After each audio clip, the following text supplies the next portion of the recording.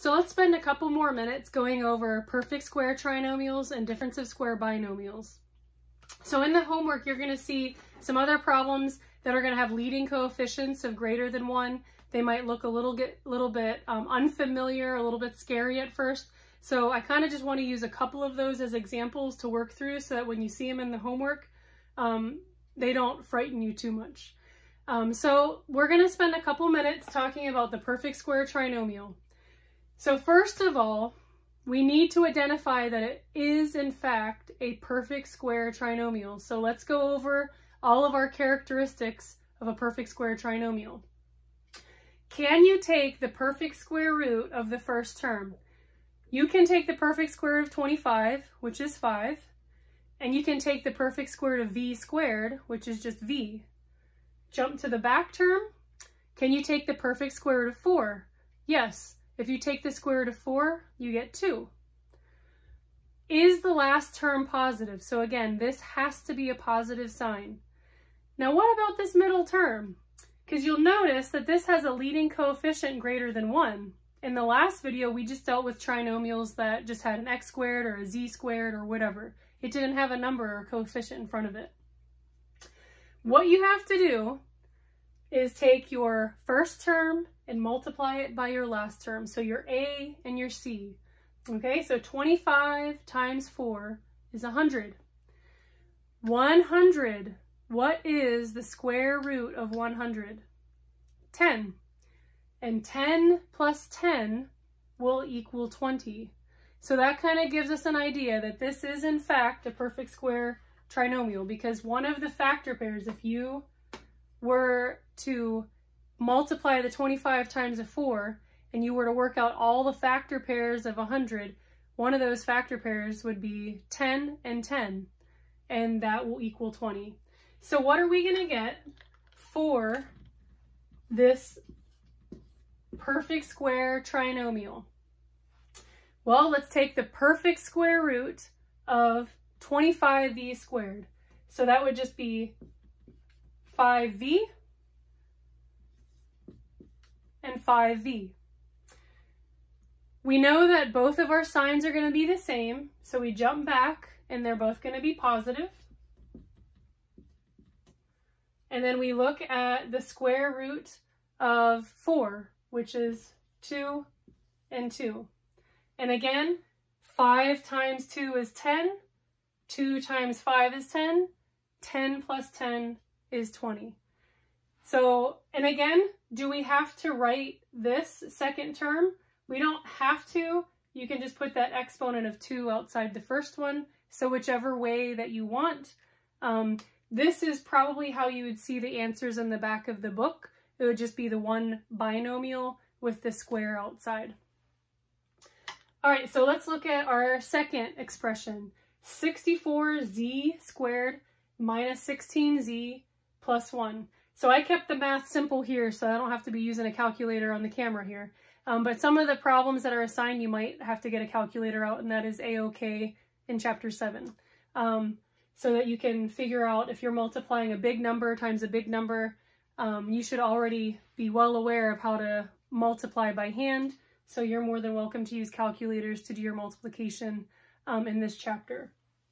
But I picked problems that are going to be a little bit simpler so that I don't have to use one here on camera. So what I'm going to do, I'm going to go ahead and just make my one set of parentheses and put my square outside. And I just want to make sure, first of all, can I take the square root of 64? Yes. Can I take the square root of z squared? Yes. And can I take the square root of 1? Yes. 1 times 1 equals 1. So what I need to do is go ahead and take that perfect square root, which is going to be 8, and then the perfect square root of z squared, which would be z. This is a plus sign. It has to be a plus sign. Jump back. See that this is a negative, so I know that my sign is going to be a negative. And then 1, right? So 1 times 1 is 1. Make that a little bit darker for you.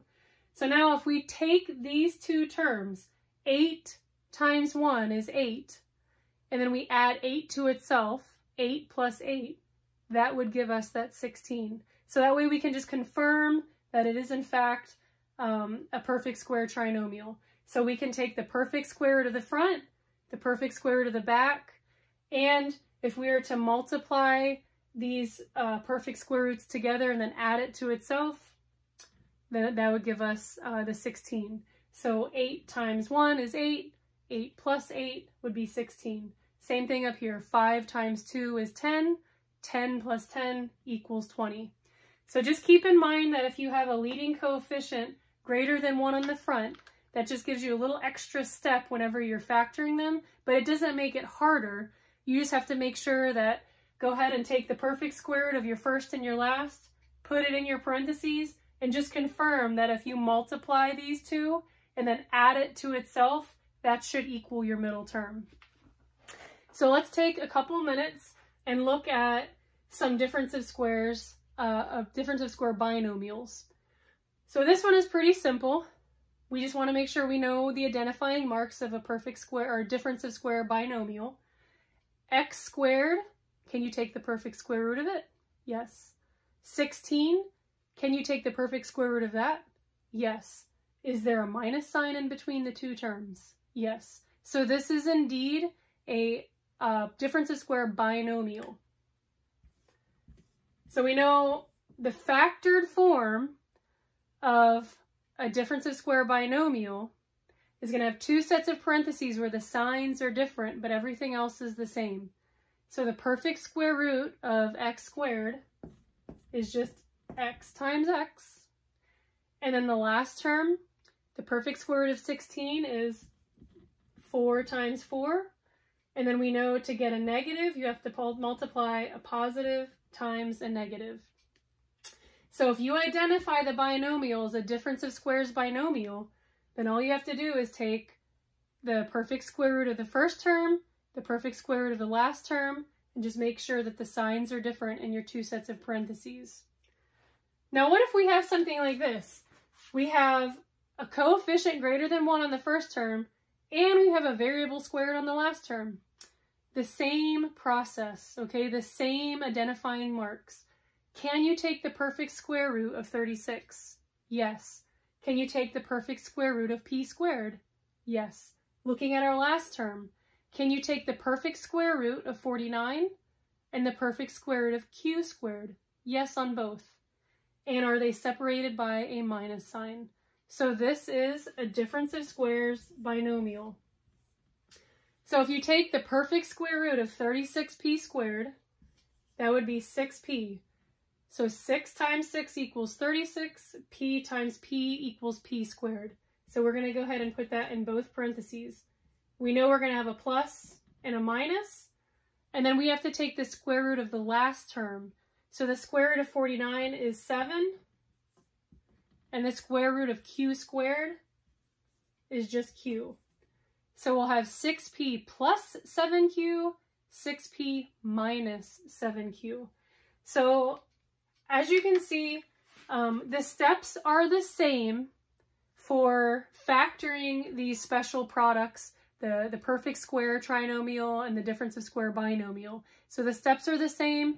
You just have to keep in mind if there's a leading coefficient on your first term, you have to take the square root of that. So hopefully this will give you enough to get going on the homework in section 7.4.